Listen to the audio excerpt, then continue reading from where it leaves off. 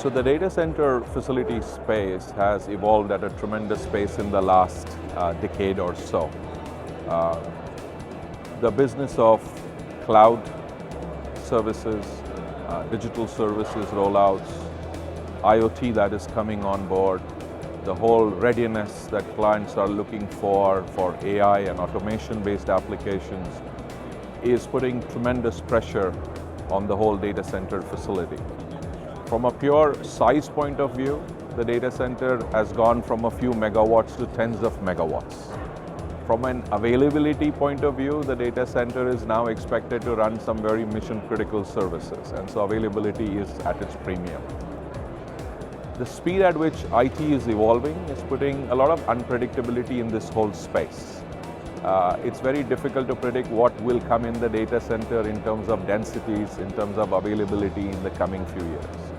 So when you put all of this together, the data center operators, data center owners are facing very unique pressures. They are expected to bring services up online in the shortest possible time. They need to invest as much as possible in a manner that gives them the best return on capital employed. They want to find technologies which reduces their OpEx as much as possible. And they still need to factor in all the unpredictability of the data center business. So all of this is in many different ways forcing data center technology providers to come up with unique, innovative solutions. If you then expand the envelope of data centers, given the new technologies of IoT, AI-based systems, these are now bringing on board requirements where you need much lower latencies, you need much more forward processing of data, which requires now data centers being spread out not only at the back end at the core, but also on the front side at the edge. Edge demands are again very unique. Real estate is at a premium. You need the shortest possible footprint. You need them to be readily deployed and at the same time at the best possible TCO. So that would pretty much summarize the challenges and the new trends in the data center space.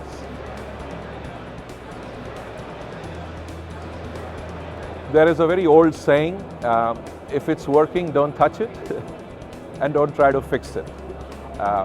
What this does is pretty much with the kind of availability that is required from data centers, almost all the elements in the data center are very mission critical, namely power and cooling. Both of these also are the single largest OpEx of the data center. Especially when you look at a data center operating over a period of an annual calendar. Across the different seasonal cycles, the weather changes. Across different daily, monthly operational load cycles. None of these are constant. However, the set points of the data center are usually constant. The operating parameters and the cycles that are set up are very constant. And this, in many ways, creates an operational play where you are, in most cases, consuming more energy than you should be. So there is a major entitlement here in terms of energy saving, especially on the cooling side. So rather than having human operators who start playing around with the controls, this can be solved with a lot of AI-based automation, where you could have multiple variables being measured, recorded, studied, and then you train the operating models to learn as to how to operate given those various conditions, whether it's temperature, humidity on the external environment, load, internal temperatures on the inside environment, and so on and so forth.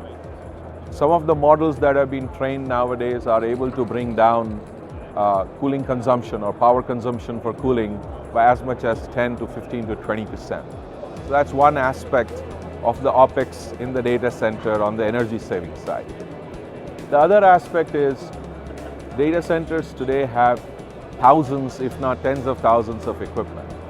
And maintaining, managing all this equipment is a challenge. Again, automation definitely allows far more predictability, consistency, a process-driven approach towards managing your complete data center infrastructure. And so leveraging this automation is helping us in two areas. One, it's helping us to create a much more reliable operation, but more importantly, it's also able to help us to reduce the human cost in the data center. So certain practices actually allow you to increase the number of racks per data center personnel. So not so long ago, it was very common to have one data center personnel per 100 racks. Now this number has grown up to 400, 500 racks per person. So again, AI and automation is helping a lot in improving the quality, the performance, and the cost of operating data centers.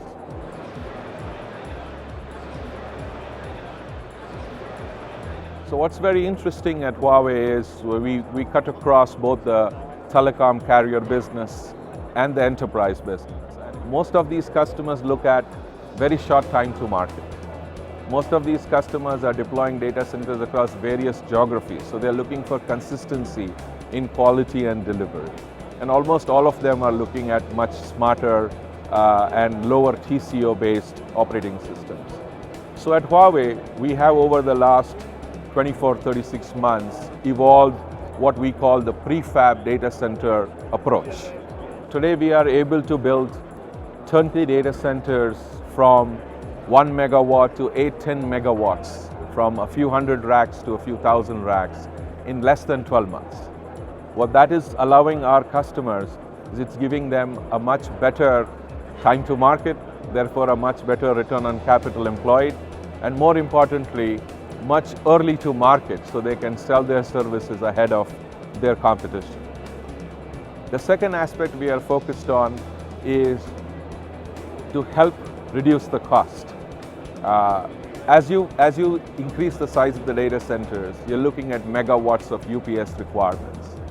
When you approach this megawatts of UPS requirements, you end up having multiple UPSs, a few dozen UPSs in that environment. All of these UPS then need interconnections which increase their cost and time to deploy.